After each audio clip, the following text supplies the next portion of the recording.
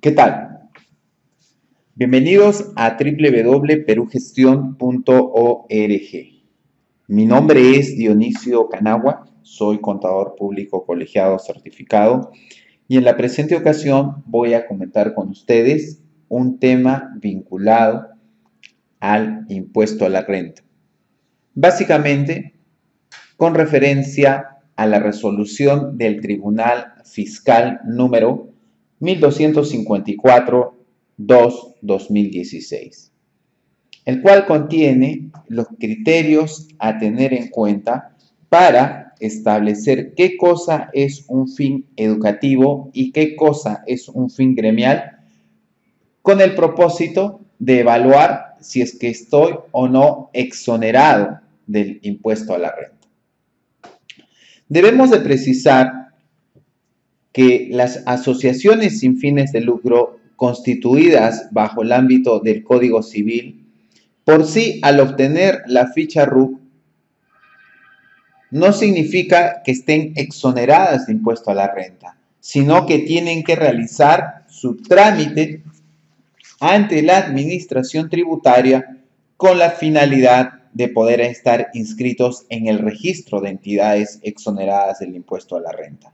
Pero este proceso no es automático, requiere que la administración tributaria evalúe los elementos que presenta el contribuyente con la finalidad de indicar si es que está o no considerado como exonerado de dicho impuesto.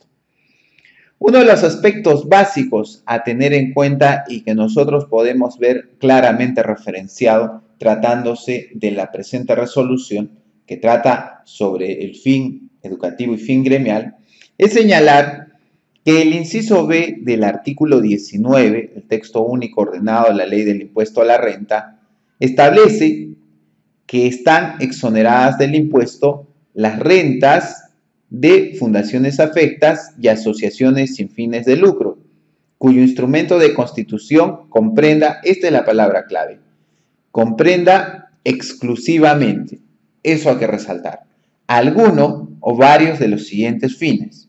Veamos cuál es la lista de estos.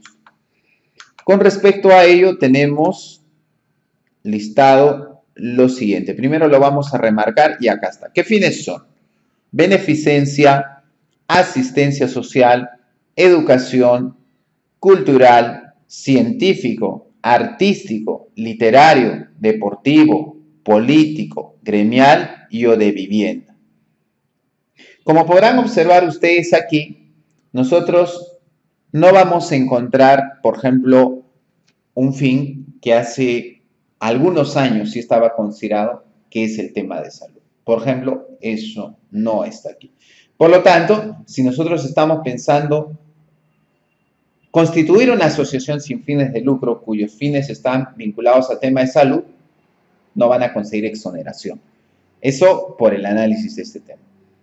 Quizá porque se estipule en su instrumento de constitución un fin diferente puede ser. Pero hay que resaltar que solamente estos fines y debe ser algo exclusivo. Otras condiciones son que no destinen sus rentas que destinen sus rentas a sus fines específicos en el país, que no las distribuyan directa o indirectamente entre sus asociados y que en sus estatutos esté previsto que su patrimonio se destinará, en caso de disolución, a cualquiera de los fines contemplados en dicho inciso. Muy bien, entonces es usual que la administración tributaria tenga que considerar el tema de los fines y el tema de la exclusividad. Para ello, entre los otros requisitos antes enunciados, para ello vamos a resaltar este párrafo y que va a dar pie al análisis que estamos haciendo aquí, como consecuencia de la revisión de esta RTF, que conforme con el criterio adoptado por este tribunal en las resoluciones 5039-5-2002, 39-4-2004, 3134-5-2004, entre los requisitos que exige el inciso B del artículo 19 de la citada ley para su inscripción en el registro de entidades exoneradas del impuesto a la renta, se encuentra el que la asociación sin fines de lucro desarrolle de manera exclusiva alguno o algunos de los fines que se señalan en ella, por lo que de no cumplirse con dicha exclusividad, la totalidad de sus rentas se encontrarían gravadas con dicho tributo. ¿Ya? Entonces, definitivamente la palabra es exclusividad. Bien, revisemos entonces ahora la situación del problema. ¿Qué es lo que sucede con este caso?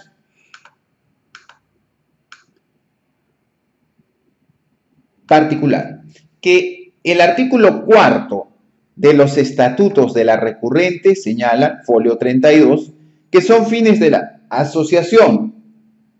1. Educación, educación ocupacional, educación superior, brindar apoyo en educación tributaria a instituciones educativas. 2. Gremial, promover e impulsar la capacitación y actualización permanente de sus asociados en aspectos tributarios. Estos son los fines que está estipulando el contribuyente en su estatuto, pero la administración tributaria tiene que evaluar si dentro del ámbito de la exoneración encontramos estos fines. En primer lugar, vamos a referirnos al tema educativo.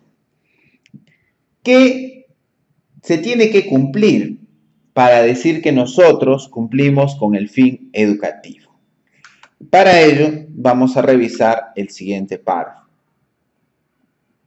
Señala lo siguiente, que en diversas resoluciones del Tribunal Fiscal se ha señalado que el fin educativo a que se refiere el inciso B del artículo 19 de la Ley del Impuesto a la Renta alcanza a quienes impartan educación entendida como un proceso de aprendizaje y enseñanza que se desarrolla a lo largo de toda la vida y que contribuye a la formación integral de las personas, al pleno desarrollo de sus potencialidades, a la creación de cultura y al desarrollo de la familia y de la comunidad nacional, latinoamericana y mundial. Acá viene lo importante que tenemos que resaltar. Siempre y cuando lo hagan en alguna de las instituciones educativas a que se refiere la Ley 28.044. Y cabe recordar que la Ley 28.044 es la Ley General de Educación. O en alguna de las etapas, niveles, modalidades, ciclos y programas en los que se organiza el sistema educativo peruano. Por ejemplo, vamos a suponer, si es que en el caso que nosotros estamos revisando, se trata de una asociación sin fines de lucro que se va a dedicar a capacitar a contadores y estudiantes de contabilidad en diferentes temas tributarios, contables, laborales. La pregunta para evaluar si es que consigue la exoneración o no, si es que su fin es educativo, es preguntarnos si está bajo el ámbito de la Ley 28.044. Si es que está bajo el ámbito de la ley, vamos a poder afirmar que sí estaría exonerado. Caso contrario, no. Para mayor análisis que hace el Tribunal Fiscal, nos habla de cuáles son las etapas comprendidas dentro de la Ley General de Educación. Comprende educación básica y educación superior, ¿no? Y dentro de educación básica nos señala los niveles que vamos a encontrar para una mayor referencia. Educación básica regular, educación básica alternativa, educación básica especial, precisándose en su artículo 36 que la educación básica es regular en la modalidad que abarca los niveles de educación inicial, primaria y secundaria, ¿no? Entonces tenemos claro con respecto a ese tema. Por otro lado, probablemente uno diga, bueno, no estoy ahí porque estudio análisis de temas contables, tributarios, ¿no? Entonces, vamos a ver si calza dentro del tema de la educación superior, me dicen, ¿no? Que de otro lado, el artículo 49, ojo, fíjense, seguimos haciendo referencia a la Ley General de Educación. Que de otro lado, según el artículo 49 de la anotada ley, la educación superior es la segunda etapa del sistema educativo, que consolida la formación integral de las personas, produce conocimiento y desarrolla investigación e innovación, y forma profesionales en el más alto nivel de especialización y perfeccionamiento en todos los campos del saber, el arte, la cultura, la ciencia, la tecnología, a fin de cubrir la demanda de la sociedad y contribuir al desarrollo y sostenibilidad del país, siendo que para acceder a la educación superior se requiere haber concluido los estudios correspondientes a la educación básica, ¿no? Entonces la pregunta es, ¿quiénes están dentro de la educación superior? ¿Estará, por ejemplo, un centro de capacitación contable, tributario, laboral? Y vamos a ver que lamentablemente no vamos a encontrar este esquema. Observen ustedes que conforme con el artículo 51 de la referida ley, están comprendidas en la educación superior las instituciones universitarias, así como los institutos, escuelas y otros centros que imparten educación superior.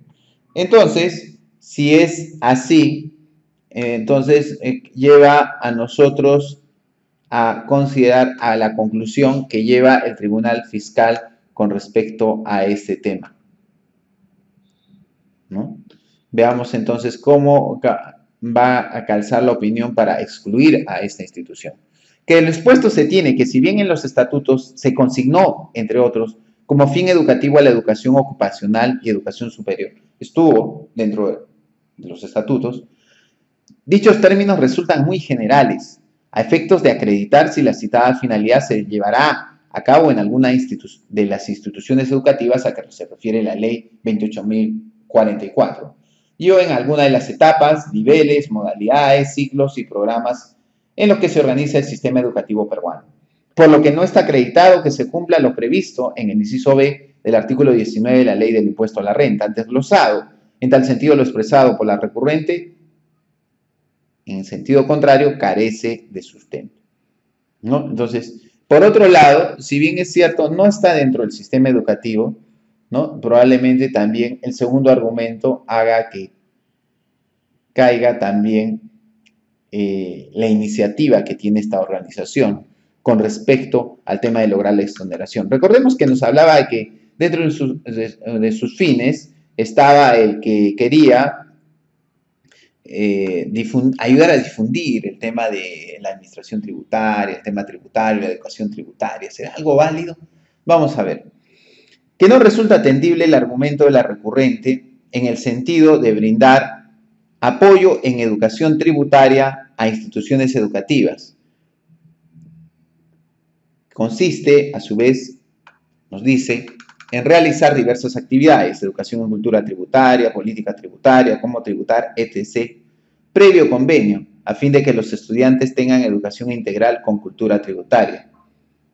Toda vez que ello, para calificar como fin educativo, tendría que brindarse a través de alguna de las instituciones educativas a que se refiere la Ley 28.044, y en alguna de las etapas, niveles, modalidades, ciclos o programas en los que se organiza el sistema educativo peruano, por lo que no se acredita que se hubiera producido.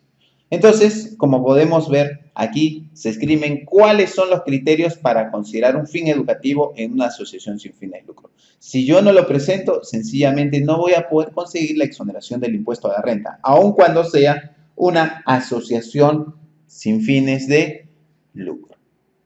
La pregunta es ahora evaluar cómo revisa la administración tributaria el tema del fin gremial. ¿Cómo llamamos la atención sobre este concepto? Porque el fin gremial está establecido dentro del inciso B del artículo 19. ¿Cuáles son las condiciones para identificar que una entidad cumple un fin gremial? Veamos las características. Que con relación a la finalidad gremial, en las resoluciones número 5039-5-2002, 5214-5-2005, 11701-2-2007, 899-4-2008 y 8175-4-2008, este tribunal ha establecido que las asociaciones con fines gremiales son las que tienen como objetivo principal, ojo con este tema, tienen como fin principal, lo vamos a marcar aquí, Vamos a marcar esto para que estemos leyendo juntos. El objetivo principal, la defensa mutua y el progreso de las actividades que desarrollen sus asociados. Aquí viene lo importante. Los cuales tienen una profesión, oficio o estado social común. Ojo con esa característica. Porque fíjense, cuando revisa el Tribunal Fiscal y evalúa el tema en el estatuto, considera lo siguiente.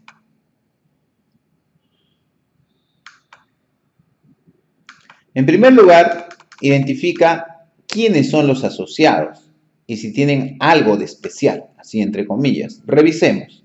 Nos dice que el artículo 36 de los estatutos de la recurrente señala que la asociación está constituida por un número indeterminado de miembros, pudiendo participar en la forma de persona natural o jurídica toda aquella persona o institución que se identifique con los fines institucionales.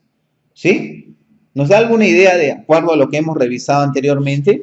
Porque si ustedes decían, en el párrafo anterior hablábamos, era un fin gremial, pero los cuales tienen que tener una profesión, oficio o estado social común. Acá nos dicen simplemente que sea una persona natural o jurídica, que esté alineado con los fines, ¿no? Y es justamente lo que analiza aquí el Tribunal Fiscal en este párrafo, y fíjense cómo va a concluir. Que del contraste del referido artículo, el 36, con los fines gremiales consignados en el artículo 4 de los estatutos de la recurrente, no se advierte que el propósito principal de la asociación sea la defensa mutua, ni el progreso de las actividades que desarrollan sus asociados en forma común, sino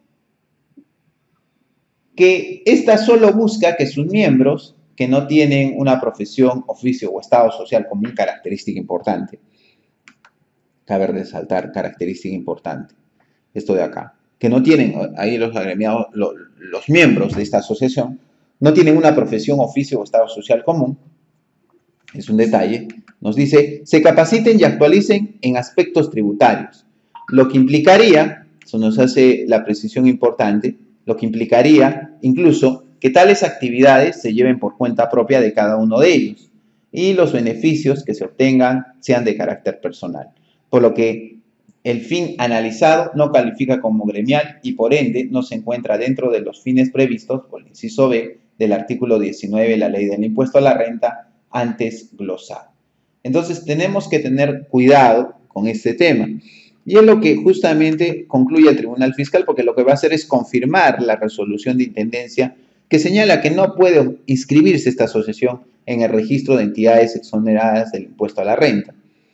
Se hace la siguiente precisión, ¿no? Que en este sentido, dado que el inciso B del artículo 19 del impuesto a la renta establece que para efecto de la inscripción en el registro de entidades exoneradas del impuesto a la renta, el instrumento de constitución de las asociaciones sin fines de lucro debe comprender de manera exclusiva alguno de los fines señalados en la norma. Y al haberse verificado en los estatutos de la recurrente que no cumple el requisito de exclusividad antes mencionado, corresponde confirmar en este extremo la apelada, no siendo relevante emitir pronunciamientos sobre el cumplimiento de los restantes requisitos, ni los cuestionamientos expuestos por el particular.